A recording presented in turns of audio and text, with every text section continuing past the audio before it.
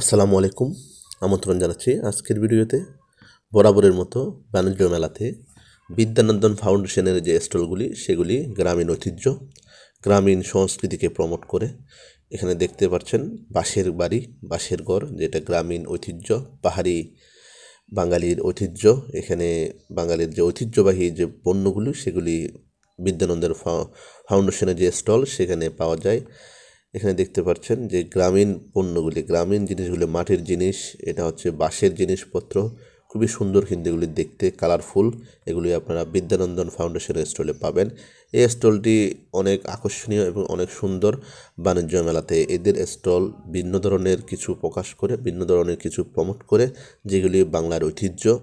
সারা দেশে বিদ্যানন্দন ফাউন্ডেশন অনেকগুলি প্রজেক্ট চালু আছে তাদের সাধারণ মানুষের জন্য, সাধারণ মানুষের কল্যাণে তারা কাজ করেন। সবাইকে অসংখ্য ধন্যবাদ।